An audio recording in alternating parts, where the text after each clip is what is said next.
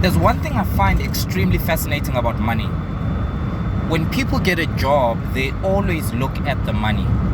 Now, we live in a world where money is a very important asset. It pays for bills, it pays for your lifestyle, it takes the kids to school. Basically, we need money to stay alive. Now, I understand that it's all fair and well, but my problem is when we prioritize money so much that we overlook the things that we truly love, and we overlook our passions and our dreams and the things that light us up from the inside just because we're trying to make a paycheck.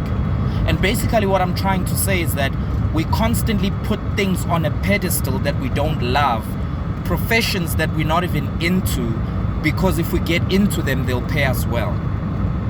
And what tends to happen is that when people get into those professions, they don't factor in the fact that there's a 9-to-5 activity that someone has to actually do in order to get that money out of the bank. Now, I don't know if you find this crazy, but it's insane to me to do something you absolutely don't love simply because you're trying to get a better paycheck. Now, I understand that you need to get a better paycheck, but what if you could do something that you could love and you could be patient enough to wait for it to be profitable and successful enough for you to be able to get the same paycheck of someone who's a professional who earns twice as much as you do at this current situation and this current moment in your life? That's what I think is worth fighting for. And I think most of the time people are not patient enough to work on their career, because any career, I've seen it in my dad's life. My father's a professional actor.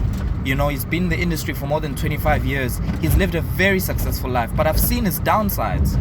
I've seen him being broke. I've seen him being without work.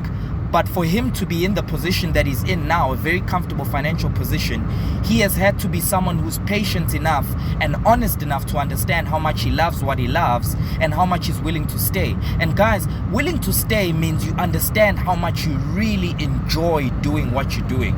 I get people who come to rehearsal and they waiting for like the last hour of rehearsal to hit the clock.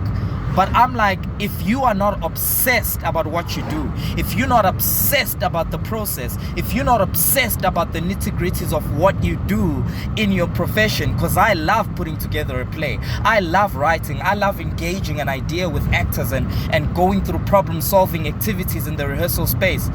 That's what I love doing. If you don't love the process of what you do, then obviously you're going to look for anything that's going to give you money. And I'm sorry, guys, if you are taking on a job because you're trying to impress your colleagues or your relatives or your brothers and sisters at the next family gathering, you live a very sad life. And you need to really find out what you love, because life is very, very short. Life is very short. A very wise man, my closing thoughts, a very wise man once said, the days are long, but the decades are short. The days are long, but the decades are short. My question to you this morning is, what do you want to say to your kids about your life? Did you live a happy life? Or did you live a rich life? Or did you live a wealthy life? Because I'll tell you now, all those three things are very different. Stay pushing, stay grinding. Take care. Bye.